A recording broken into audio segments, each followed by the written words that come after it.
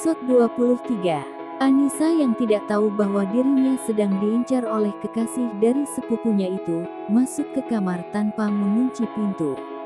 Anissa kemudian bergegas masuk ke kamar mandi untuk membersihkan tubuhnya yang kotor karena air juais tadi. Beberapa saat kemudian, Anissa keluar dari kamar mandi dan berganti pakaian. Sandi yang merasa aman, memulai aksinya dengan mencari Anissa. Saat memasuki dapur, dia tidak melihat Anissa di sana dan dia melihat ada sebuah pintu di dekat dapur. Sandi berpikir bahwa itu adalah kamar tidur gadis yang sedang dia cari. Saat membuka pintu ternyata pintu tidak dikunci. Dia masuk dan melihat Anissa sedang menyisir rambutnya. Anissa yang mendengar pintu dibuka, kaget ternyata itu adalah Sandi kekasih Sinta. "Ngapain kamu kesini?" Anissa mulai merasa tidak enak. Jangan takut, aku gak akan nyakitin kamu kok." Sandi menutup pintu itu dan mulai berjalan ke arah Anissa. "Jangan mendekat." Anissa mulai ketakutan. "Ayolah manis, aku hanya ingin mengajak bersenang-senang denganmu," goda Sandi. "Saya bilang jangan mendekat." Anissa mundur dengan berlahan. "Jangan sok suci kamu manis. Aku yakin kamu akan suka denganku setelah ini." Sandi terus melangkah berlahan mendekati Anissa. "Aku bilang jangan mendekat, atau aku teriak." Anissa terus mundur menghindar dari Sandi. "Kalau kamu teriak, kamu yang akan mati sayang," ucap Sandi. Anissa yang tak bisa mundur lagi karena terhalang tembok di belakangnya, semakin panik dan ketakutan. "Saya mohon jangan sakiti saya," Anissa memohon. "Kita hanya akan bersenang-senang sayang, kamu tenang aja." Sandi mulai menyentuh wajah Anissa tapi Anissa selalu menepusnya. "Aku mohon jangan sakiti aku," kata Anissa yang mulai menangis. Sandi tidak menghiraukan ucapan Anissa, dia semakin mendekatkan dirinya pada gadis itu. "Tidak ada gunanya kamu memohon sayang. Aku tidak akan melepaskanmu," kata Sandi. Sandi memegang kedua tangan Anissa dan mulai mendekatkan wajahnya pada wajah Anissa. Dia menyeret Anissa ke atas ranjang sehingga posisi Anissa berat di bawah Sandi. Dengan tatapan liar, Sandi mencoba mencium bibir ranum Anissa. Namun, berkali-kali mencoba, Sandi terus gagal karena gadis itu terus memberontak dan menghindarinya. "Jangan," Anissa terus memohon. "Sial, kau semakin menarik jika terus jual mahal begini sayang." Sandi terus mencoba mencium Anissa. Sinta yang tidak melihat kekasihnya mencoba mencarinya ke arah kamar mandi namun tidak ada. Dia mendengar suara pria yang tidak asing dari kamar Anissa. Sinta pun membuka kamar tersebut tanpa permisi dan melihat sesuatu yang tidak dia duga sebelumnya. Apa-apaan kalian?" Sinta berteriak histeris saat melihat kekasihnya berada di atas tubuh Anissa.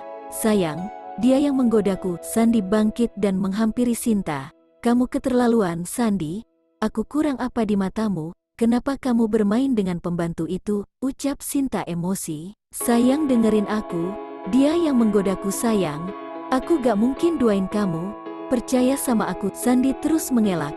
"Kamu gak bohong kan?" tanya Sinta penuh selidik. "Aku gak mungkin bohongin kamu sayang. Aku digoda," kata Sandi meyakinkan. "Kamu, dasar wanita jalang, berani-beraninya kamu godain cowokku." Sinta mendekati Anissa yang duduk terisak di tepi ranjang. "Enggak, bukan aku." Anissa menjawab sembari menggelengkan kepalanya. Plak, Sinta menamparkan pipi Anissa dengan keras.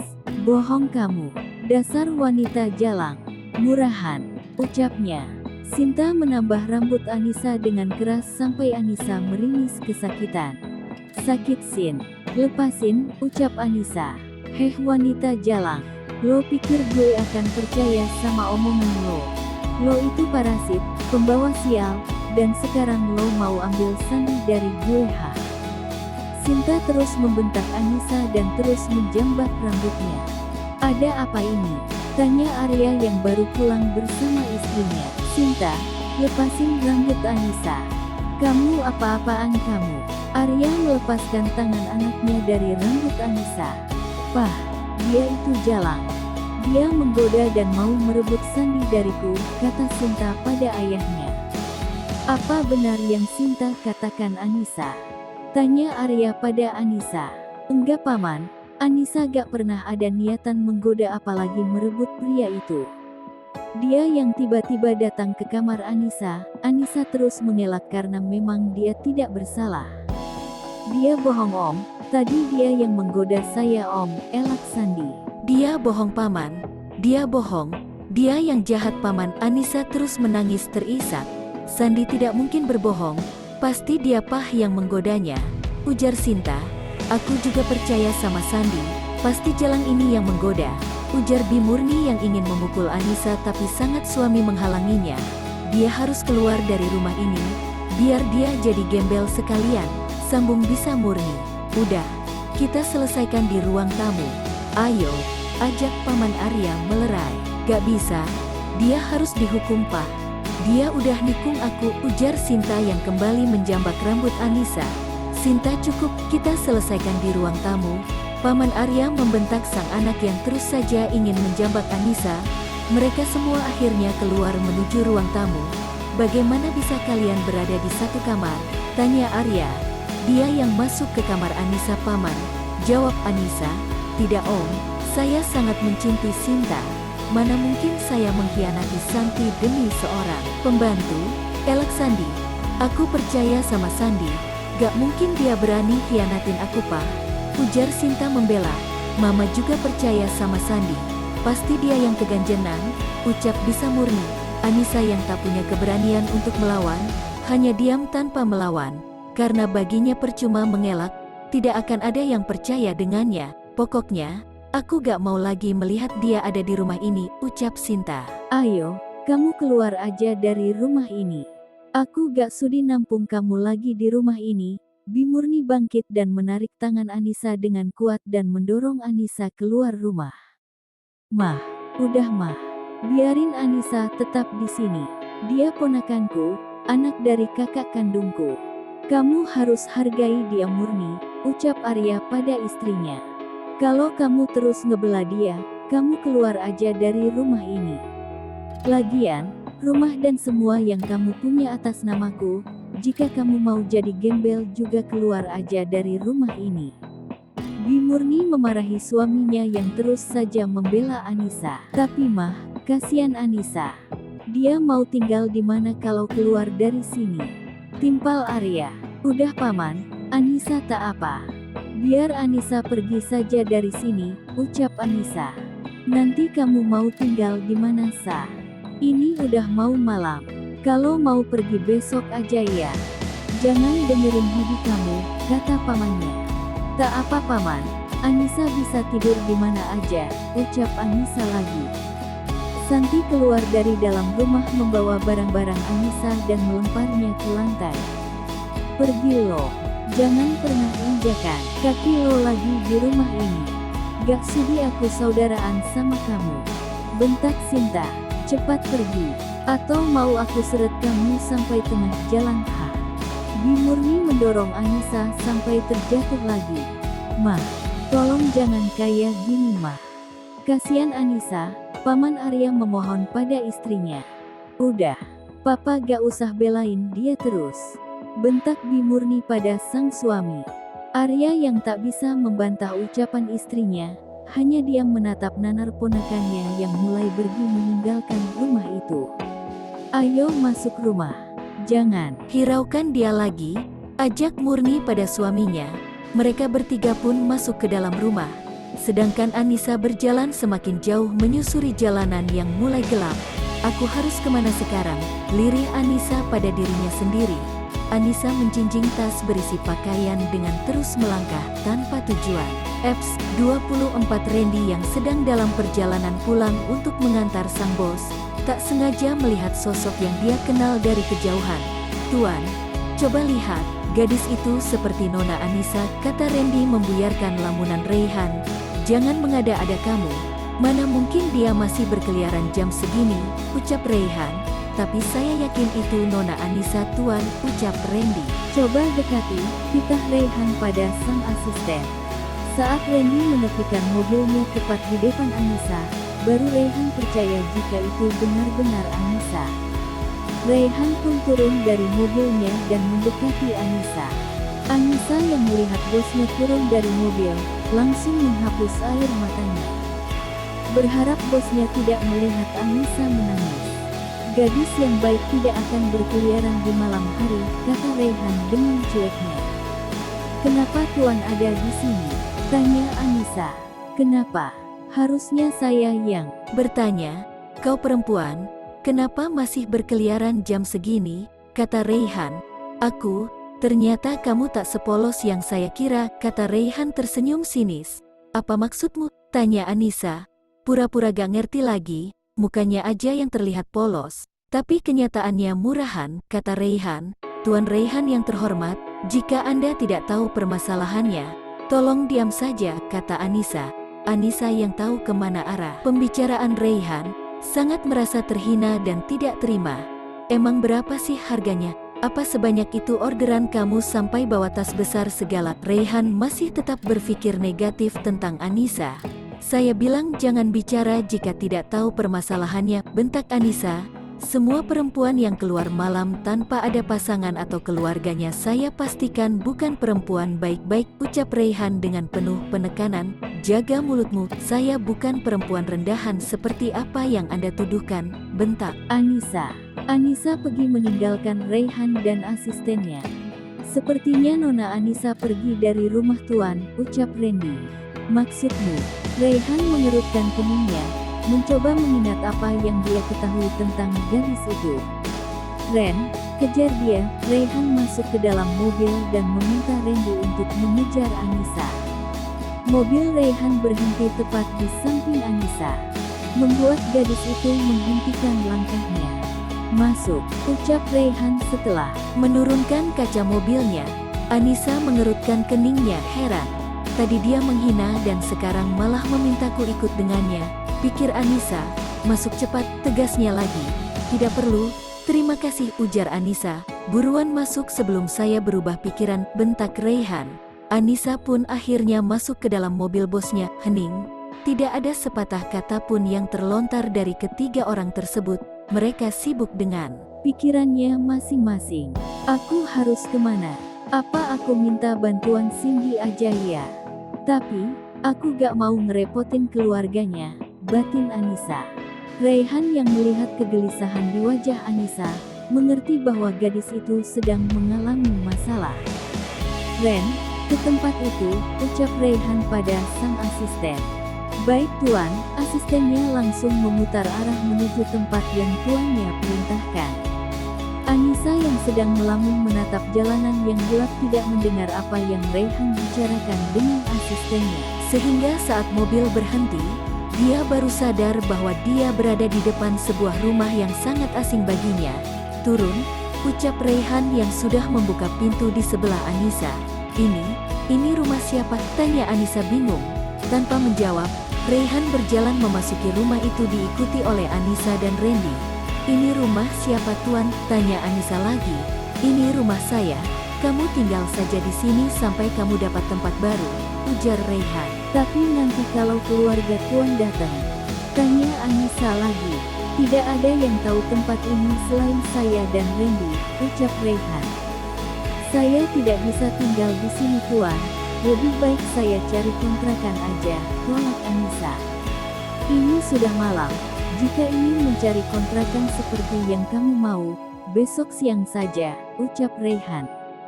Di sini ada 3 kamar, kami boleh pilih salah satu dari 2 kamar, tapi jangan pernah masuk ke kamar yang ada di pojok lantai 2. Semua fasilitas sudah lengkap, kamu boleh memakainya, jelas Raihan. Terima kasih banyak Tuan, Tuan sudah baik banget selama ini. Saya tidak tahu harus membalasnya pakai apa, kata Anissa. Ini semua memang tidak gratis, suatu saat saya akan meminta balasan dari kamu, ujar Raihan. Apapun akan saya lakukan jika itu tidak melanggar norma Tuan. Saya bersedia menjadi karyawan Tuan sampai kapanpun jika itu bisa membalas kebaikan Tuan pada saya, ujar Anissa. Sudah malam, kamu istirahatlah, saya pergi dulu. Ini kunci rumah ini. Raihan menyerahkan beberapa kunci pada Anissa. Setelah kepergian Raihan, Anissa berjalan menuju satu kamar yang berada di lantai 2. Dia memilih kamar di sebelah pojok kiri. Anissa masuk ke kamar itu dan meletakkan tasnya di tempat tidur. "Terima kasih ya Tuhan, Engkau memberikan pertolongan padaku." Anissa terus mengucap syukur pada Sang Pencipta, karena dia bisa tidur dengan baik malam ini. "Lapar ya? Di rumah kosong seperti ini ada makanan gak ya?" gumam Anissa. Anissa bergegas meninggalkan kamar dan turun menuju dapur. Dia melihat dapur itu terlihat bersih dan rapi. Dia pun melihat kulkas Besar berada di sana, bersih dan rapi. Sepertinya rumah ini rutin dibersihkan, gumamnya. Anissa membuka kulkas yang ternyata penuh dengan bahan makanan dan beberapa buah-buahan. Anissa mengambil beberapa bahan makanan untuk dimasak. Semua sayuran masih fresh. Apa dia juga tinggal di sini? Bukannya dia punya keluarga? Ah, bodoh amatlah. Yang penting malam ini aku gak tidur di jalanan. Besok aku bisa cari kontrakan yang murah biar gak tinggal di sini. Anissa bicara sendiri sambil terus meracik masakan yang dia masak. Setelah selesai masak dan makan, Anissa merapikan dapur itu lalu kembali ke kamar. Anissa memperhatikan setiap sudut kamar yang besarnya 3 kali lipat dibanding kamar dia di rumah pamannya itu. "Aku gak nyangka bisa tidur kasur yang empuk lagi seperti ini. Nyaman sekali." Anissa merebahkan tubuhnya, merasakan kenyamanan dari kasur tersebut dan akhirnya dia pun tertidur. Raihan yang sudah sampai rumah, langsung menuju kamar tanpa menyapa adiknya yang sedang bersantai di ruang tamu.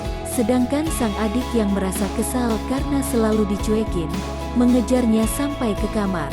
"Kak, Cecil mau bicara sama kakak," ujarnya. "Apa?" jawab Raihan singkat.